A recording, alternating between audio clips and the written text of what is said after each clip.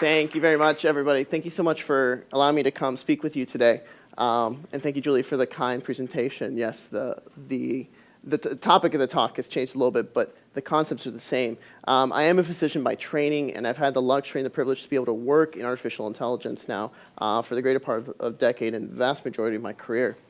So getting right into it, artificial intelligence, this concept's been around for quite a while. I mean, we can go back to the first computational algorithms by Ada Lovelace, daughter of Lord Byron, and some of her computational machines. Then we know about Alan Turing and his machines. And it really, in the last about decade, that's when artificial intelligence really picked up, as we know, primarily because we have the overabundance of data and the opportunity to be able to use that data with computational power. So all these kind of algorithms go into what the umbrella that we call artificial intelligence. But I like to view it the other way. This kind of gives us a view of what AI can actually touch. It's kind of the tendrils or the fingers of what it can touch. And we see this in our everyday lives, right? We see it in what we do with the Internet of Things, with our digital assistants. We see it on our phones, the way we watch movies and TV. So we know it can touch vision, robotics, speech, and the list goes on and on. And in healthcare particularly, now we're seeing how much AI is starting to influence startups. I mean, you're here in Silicon Valley, there's millions and millions and millions of dollars being spent on new AI startups that are occurring all the time. It's not just here, it's also everywhere in the world. It's because people see the opportunity that AI has to really move the needle in healthcare particularly. And the way it's moving it, it's really transitioning from this old archaic or draconian method of point-of-care medicine that was very paternalistic, where if all of us here were sick with the same illness, we'd all go to different hospitals, but we would all be treated in the same way. We'd all get the same diagnostics, and we would all get the same treatment if we had the same disease. Artificial intelligence is really moving us away from that point-of-care medicine, that paternalistic medicine, that kind of old mentality, really moving us into this P6 model moving forward, where things are really becoming predictive and prescriptive. So it's not just point-of-care when you get sick, but really evaluating and predicting how you're going to develop disease, what kind of diseases you're going to develop, based on a panomic view of a person. The panomics is the concept of everything, the proteomics, the phenomics, the genomics, the microbiome, everything that goes into you. It's not just a one-size-fits-all medicine anymore.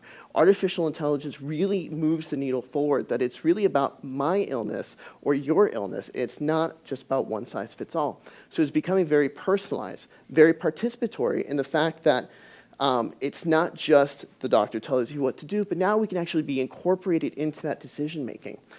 Public, we have the opportunity now with artificial intelligence to move the needle forward in ways that we never have before. Physicians as a whole, it's kind of a unique industry in the fact that you go into this industry wanting to eliminate the industry. You're really trying to eliminate disease. AI has the opportunity to really do that in ways that we've never had before. Not just one-offs with vaccines, but really moving the needle from diseases that affect us as a whole. And then the psychocognitive of the fact that we're transitioning through AI, not focusing on disease, but really focusing on wellness. And you can see it in so many aspects within our industry already. You can see how AI affects the pharmaceutical industry. You look at Johnson & Johnson, Pfizer, GSK.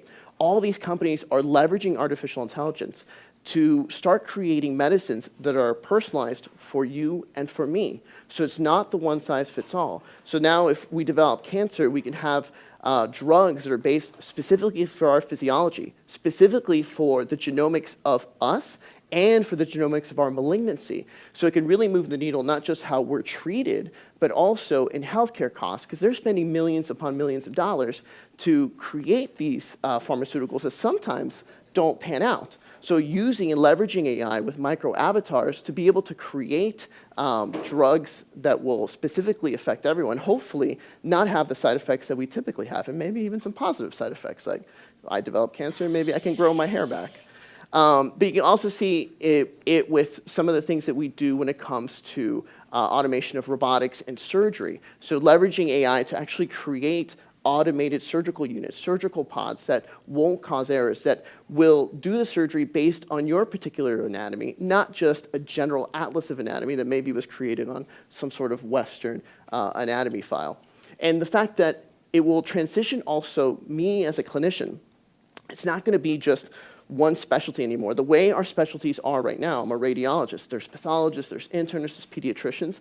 Physicians in the future are going to be augmented with artificial intelligence, and the fact that we're going to be able to do more than we typically do now. We used to laugh, at least in healthcare circles, at shows like House. I don't know if you guys ever watched House, where it's kind of crazy that one guy could do everything, right? He was the ED doc, and he was the molecular doc, and he was the surgeon, and he followed you till end of life.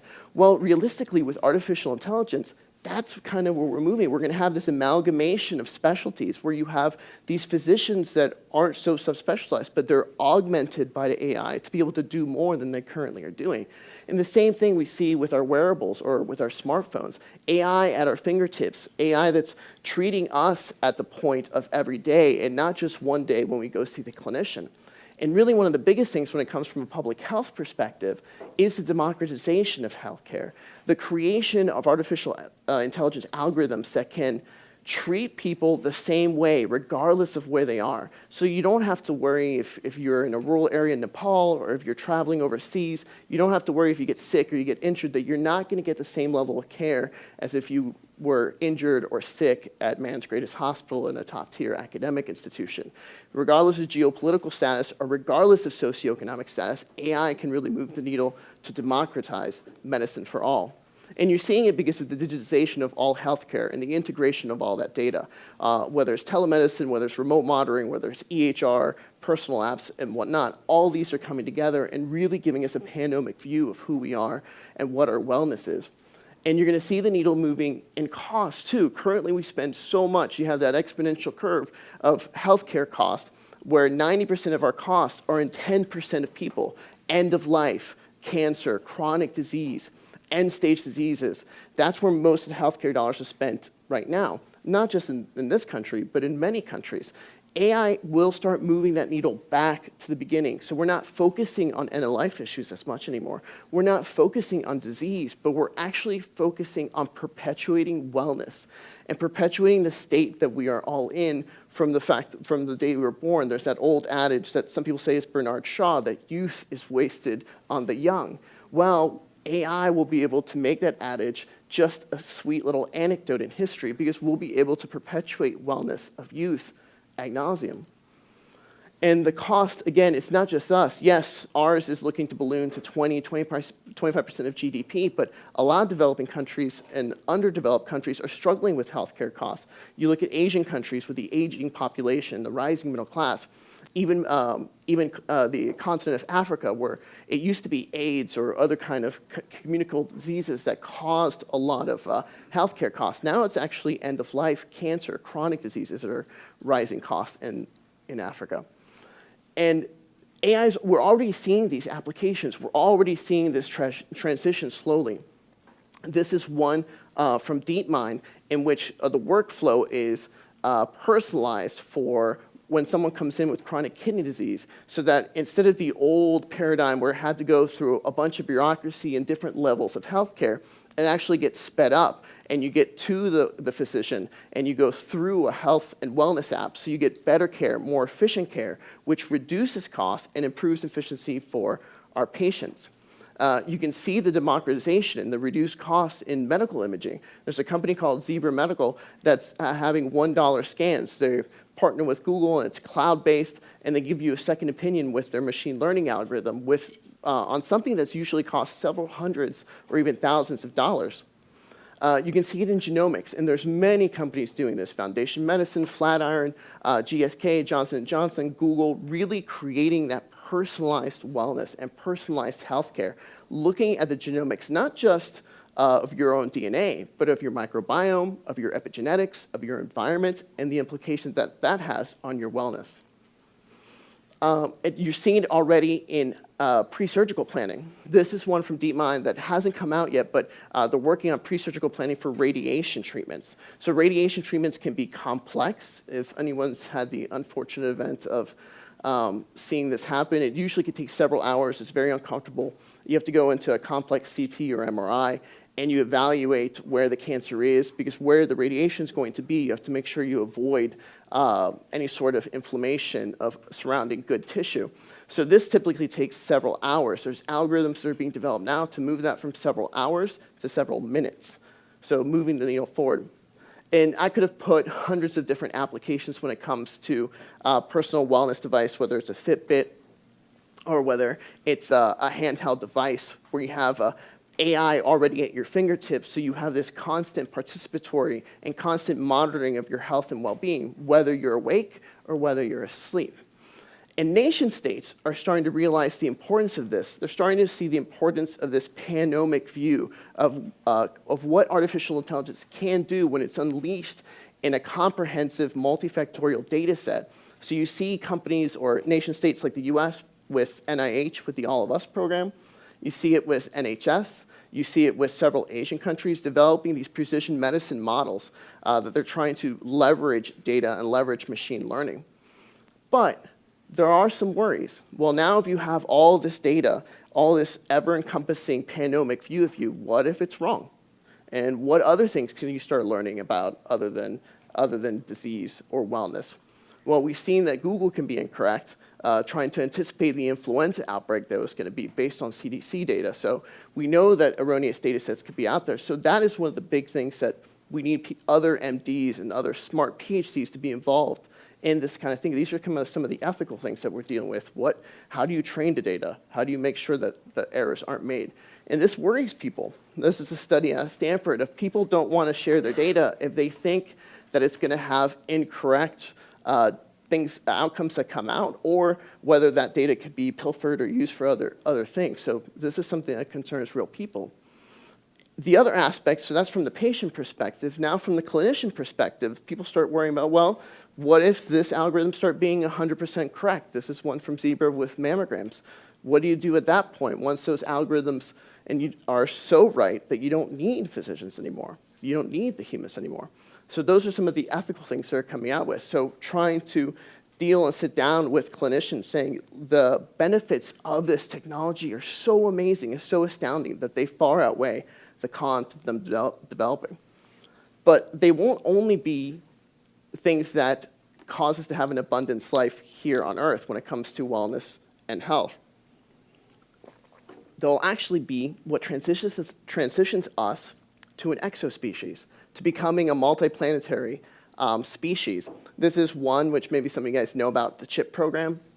It's a healthcare initiative program which is actually crowdsourcing healthcare through AI, looking at different omics, trying to evaluate. They have a partnership with NASA, and they have a partnership with some other pediatric societies. So looking at what kind of problems, healthcare specifically, can be solved by leveraging artificial intelligence.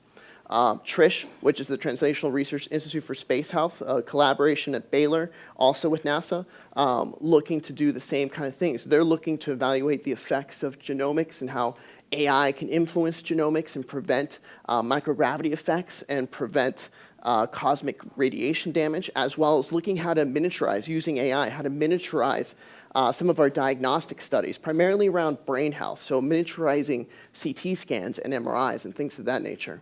Dr. Don Koenig spoke on the 3 R's that are some of the things that they're trying to focus, which is readiness, resiliency, and recovery.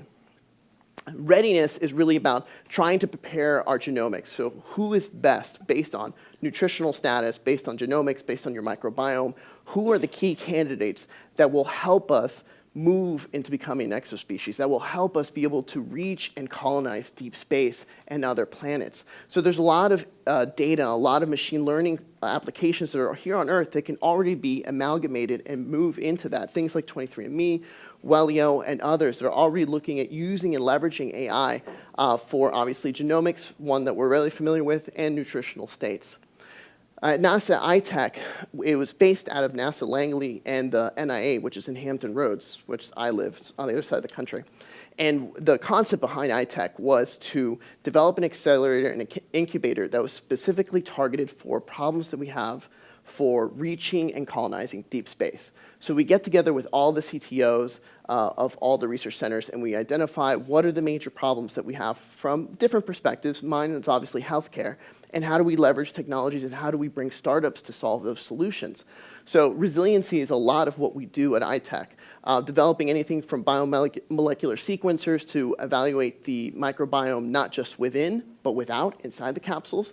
The one on the right is a STAR robot, which is based out of the University of Chicago, and it's actually a robotic surgical unit. So it's an automated pod. We're already using it in animal trials, and it can do basic things like automated cholecystectomies, automated appendectomies, and even jejunostomy, so combining different parts of the bowel and closures. So these are the first steps, and machine learning is training all this. Artificial intelligence is training these programs, but it's the very first step to the automated pods. I'm sure you guys have seen Aliens. So artificial intelligence will be the key for these automated pods of the surgical future, and we're already creating this.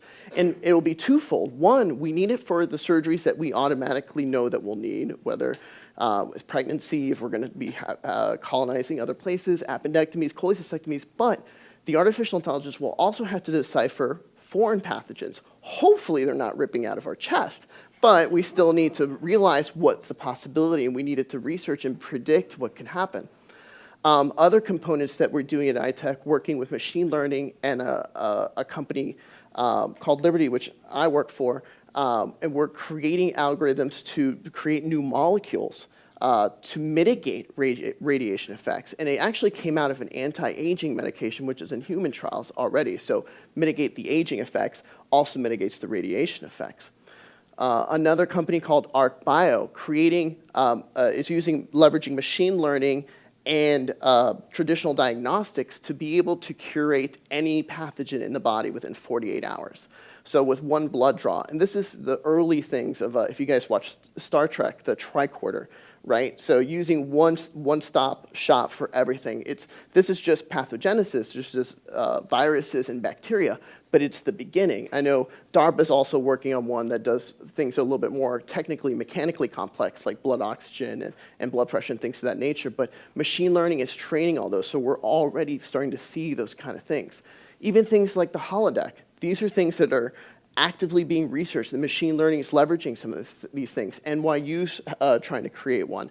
There are companies that are creating augmented reality windows, Reflect out of Munich, that are already starting to become the very beginnings of this, the very beginnings of our deep space exploration, of being able to leverage machine learning to get us to leave this rock and to colonize not just our own galaxy, but galaxies beyond. Because at the end of the day, we have always been explorers.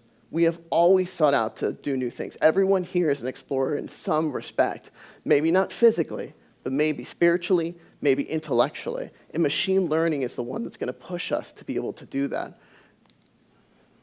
Recovery. So once we come back, the resiliency part, making sure we evaluate. Machine learning is going to help us with this kind of concept with wearables and implantables to be able to evaluate, make sure our genomics wasn't affected by microgravity or radiation effects.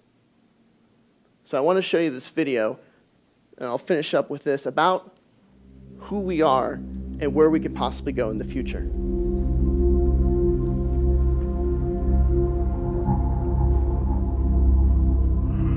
For all its material advantages, the sedentary life has left us edgy, unfulfilled. Even after 400 generations in villages and cities, we haven't forgotten. The open road still softly calls, like a nearly forgotten song of childhood.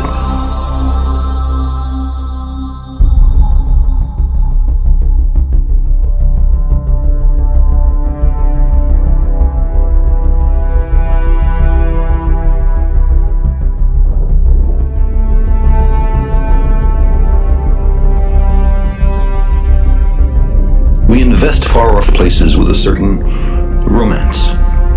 The appeal, I suspect, has been meticulously crafted by natural selection as an essential element in our survival. Long summers, mild winters, rich harvests, plentiful game. None of them lasts forever.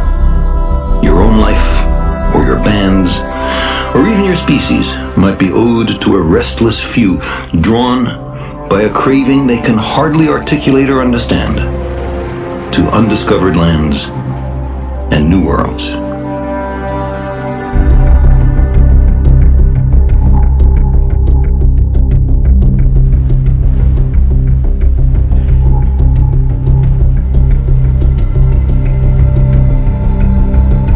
Herman Melville in Moby Dick spoke for wanderers in all epochs and meridians.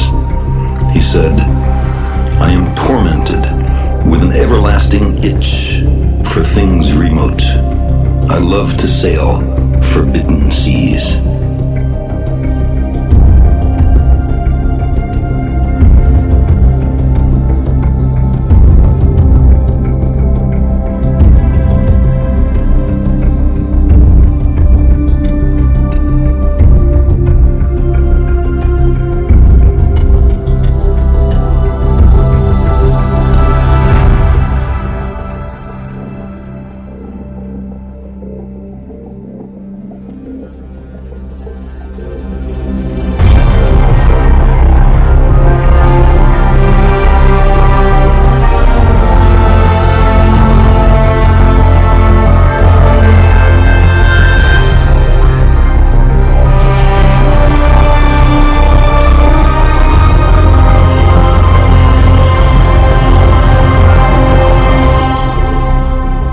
Maybe it's a little early. Maybe the time is not quite yet. But those are the worlds promising untold opportunities beckon. Silently, they orbit the sun, waiting.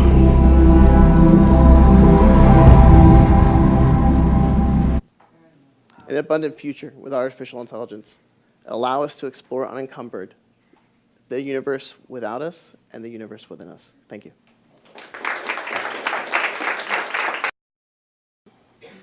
Hi. Hey. So you mentioned end of life several times in your presentation. How is AI going to help us to die?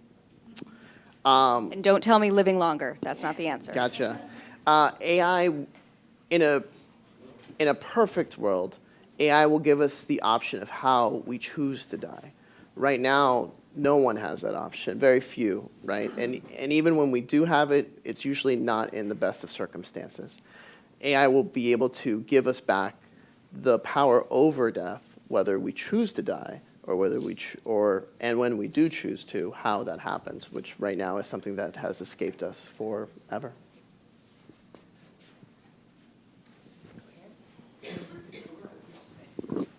Great talk. Sign me up. I wanted to ask you, what do you think, from an artificial intelligence point of view, are the most difficult things you're going to have to come up against in terms of what humans are good at?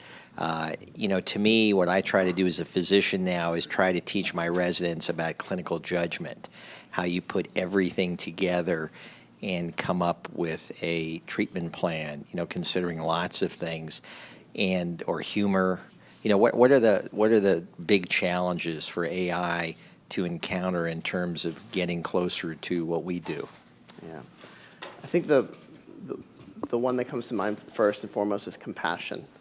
That's something that you can't, at this point, teach a machine yet. We're still trying with Turing tests to teach machines how to think and interact and be empathetic like we are, but that's difficult. And even when you start training machines to just learn based on human-human interactions, you fall into situations with like Microsoft Twitter bot where it becomes, you know, misogynist and anti-Semitic in about a minute, because unfortunately, that's how we tend to interact with each other, at least in a public space. And that's AI is our progeny, and it will be good and bad in that it reflects who we are. So it gives us an opportunity, just like any other child would give us the opportunity, to try to instill in that progeny the best of us with trying to eliminate the worst of us. That's the way I view it. But compassion would be the thing that's going to be the toughest to learn, because I feel like even we as humans struggle with showing compassion to each other. Peter, you've got the microphone, and then we have a question from someone who's online.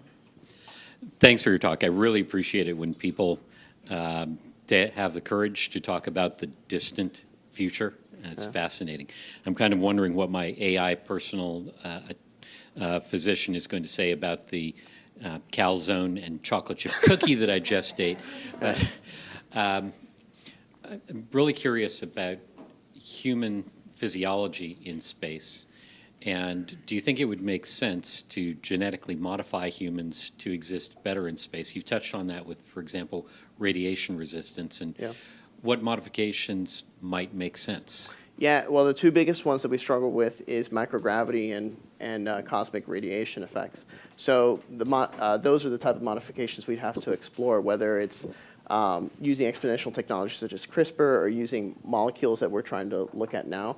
And if we can mitigate those, if you think about the fact that right now we spend a lot of time and energy trying to shield astronauts, and once we start colonizing, starting to shield civilization from radiation. Well, if you had a way to modify your DNA, whether it's through a molecule that we ingest, or whether it's through some sort of other DNA or mechanical alteration to ourselves, then those would be the biggest things, because then you wouldn't have to take all the shielding that you do right now, whether it's using water or whatever else, to protect us for those deep space missions. So it makes a big change, not just from a physical perspective that we can survive, but actually from a cost perspective for missions, because now you're just taking drugs up as opposed to all this other complex. So radiation mitigation, and then microgravity effects, because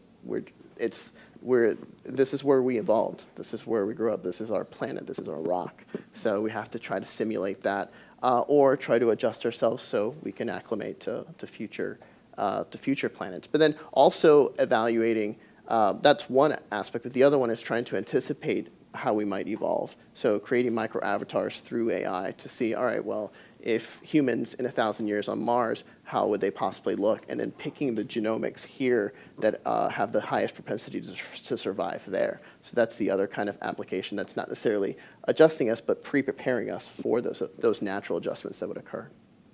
Peter, I just sent you the Space Gene list. Check your Slack. Okay, this question comes from Dr. Daniel Kraft, one of our faculty. He's asking, can he address the hype versus hope elements of AI, given that he is from IBM? Any commentary on the recent Wall Street Journal coverage, critical of IBM Watson progressive? What are the challenges to actual implementation, adoption of AI in healthcare? Gotcha. So to answer the first question directly about the Wall Street Journal article, I think that IBM as a whole has been typically an industry leader in a lot of things. AI, as we know it, and we talked briefly for a slide or two, the fact that machine learning or computational math has been with us for really over 100 years. But machine learning as we actually know it today, and the different applications we know it today, is still very new. Even though it's been taught in schools and PhDs have been learning, convolutional neural networks and adversarial networks, the actual implementation, the application of that is still very new to every industry.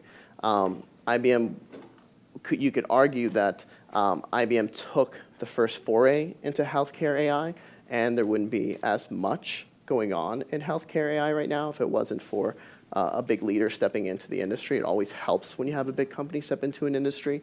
But with being a leader, there also tends to be things that evolve over time, things that you learn over time.